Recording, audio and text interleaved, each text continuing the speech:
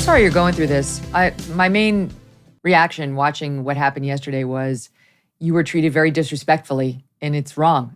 You're not partisan hacks. You're a career service men who have not made a ton of money over at the IRS investigating tax cheats. And when you saw something unethical, you found the courage to speak up about it, which isn't easy to do. So I'll just kick it off there. How did you feel about the way you were treated yesterday and the way you've been treated since you first came forward 6 weeks or so ago, first anonymously in your case, Joe, and now on the record for both of you? Gary, I'll start with you.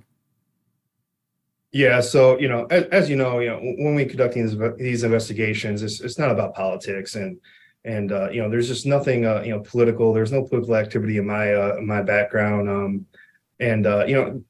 so being in this hearing yesterday, I thought that there were good questions from both sides, and there were unfair questions from both sides, and also that there were opportunities where I was asked a question and I just wasn't allowed to finish.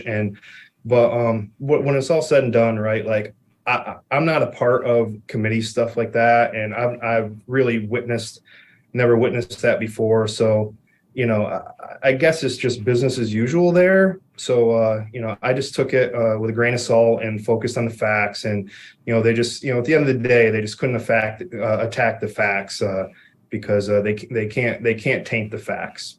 So, well, I know you've both gone to the inspector generals of the relevant agencies involved, but whistleblowing to Congress provides another layer of security that those inspector generals are going to have to actually investigate, and that the American public now knows, and we're going to be watching. So it was a smart move, but watching this yesterday, all I could think, Joe, was these guys have got to be second-guessing their decision to look at these nimrods on Capitol Hill as any sort of oversight on all of this. I mean, what does race have to... Could you believe some of these questions? I'll just, this isn't the most relevant, but I'll just give the audience a flavor for what you were subjected to. Here's SOT 8. It's Democratic Representative Shontel Brown of Ohio. This is where she wanted to go with your allegations about Hunter Biden's tax crimes and why the DOJ didn't charge them more seriously. I know the American people are confused because we're all confused what we're doing here. Do you know the rate at which Black taxpayers are audited as compared to taxpayers who are not Black? No, I don't know.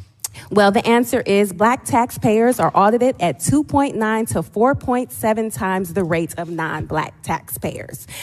Another question for you, sir. Yes or no? Will this hearing help alleviate the racial disparity in the rates of the IRS audits? No. That's not the topic.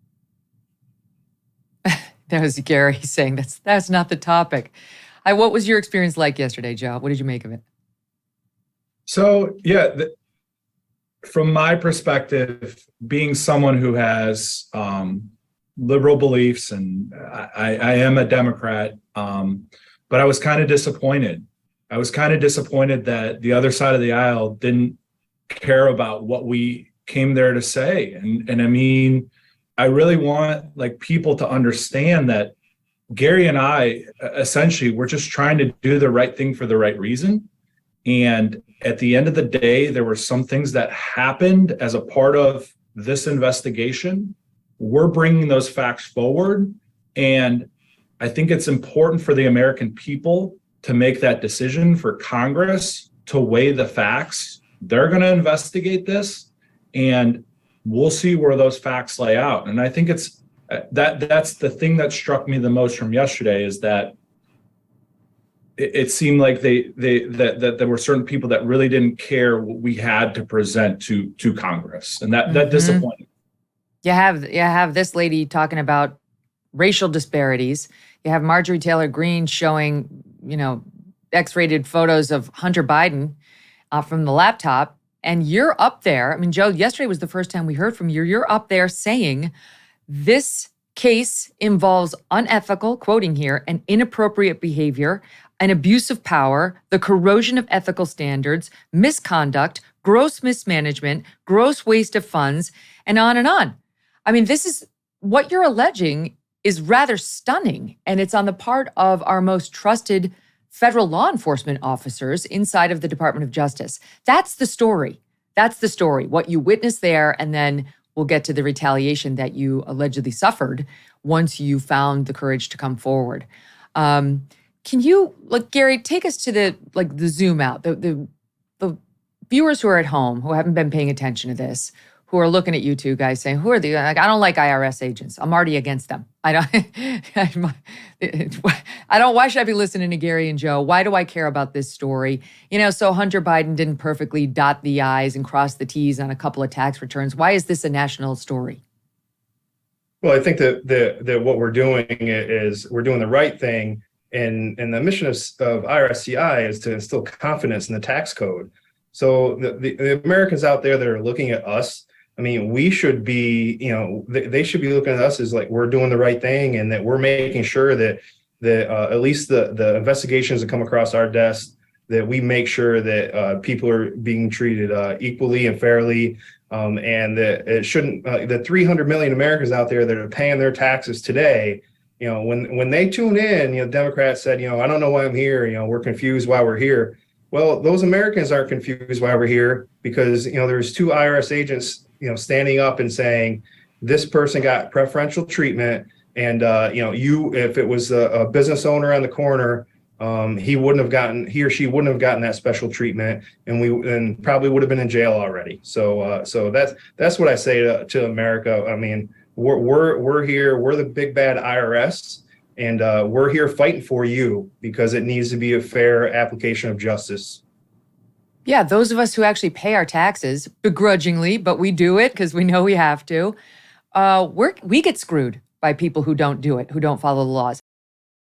This summer, big box retailers are seeking a massive big government handout from Congress paid for by consumers, smaller financial institutions, community banks, and local credit unions.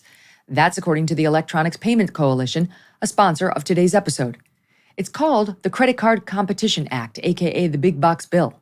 Mega retailers are in favor of it, but the Electronics Payment Coalition is not. They say this big box bill would actually transfer billions from consumers to retailers through eliminating popular credit card rewards programs, weakening cybersecurity protections, and reducing overall access to credit for people who need it most. You can visit stopthebigboxbaitandSwitch.com to learn more. That's stopthebigboxbaitandSwitch.com. The link is in the description. Learn more, and if you want to help them, tell your legislators to stand up to the retail giants and to support consumers and small businesses. Hey, thanks so much for watching. If you like what you just saw, hit the subscribe button for more clips and full episodes.